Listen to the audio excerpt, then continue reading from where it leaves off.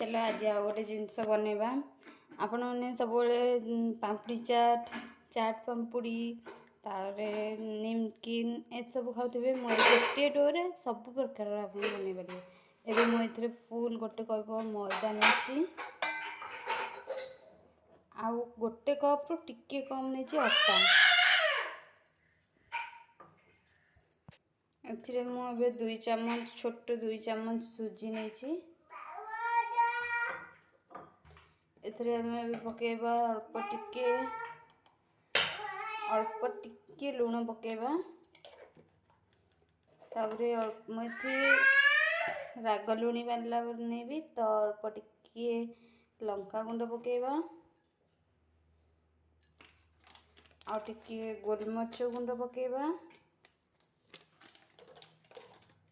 एबे पकेबा black salt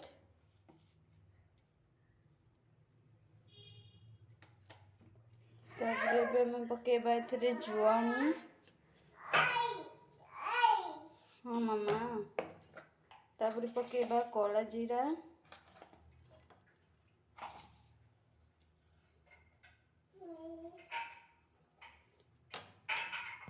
एबे एथरे गोटे घी गोटे चम्मच पकेबा अपन जने रिफाइन ऑयल नहीं पारिबे। एबे आको भलो भाबरे खास्ता करिवा एमती हाथ में भल भाव मंथिकी आप चाहिए 2 हाथ में भी खास्ता करदेवे को भल भाव एबे अल्प अल्प पानी देके देखिए से माने हम खास्ताटा पूरा बढ़िया अल्प अल्प पानी देके डोटा बनइबे पूरा हार्ड डोटा बनइबे देखते तो भल से चकुड़ी गलाने आपको 5 मिनट घोड़े की छाड़देवा एबे हमें बाहर करके आपको बेलिबा एबे हमें आपको बेलिबा अल्प टिके चूना एमती खाली लगे देना हम बेली दबा देखो पूरा बढ़िया भाव बेली आपको एमती चामच टिके टिके एमती कण करदेवे जमी फुलबनी आम पापड़ी एमती मु गोटे डब्बा खोल नहीं आपको गोटे गोटे एमती राउंड राउंड करना हमें काटिकी पापड़ी बनईदबा अब एमती काटी देछि हमें सब पापड़ी को बाहर करदबा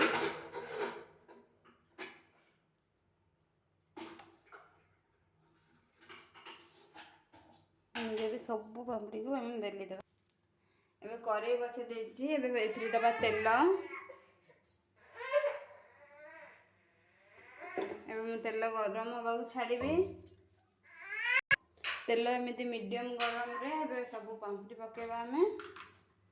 देखो केते सारा है एमती सब पापड़ी पकेबा एमती मीडियम गरम तेल रे सब पापड़ी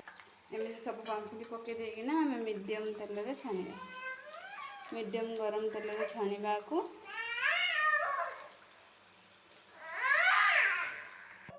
एबे देखो पूरा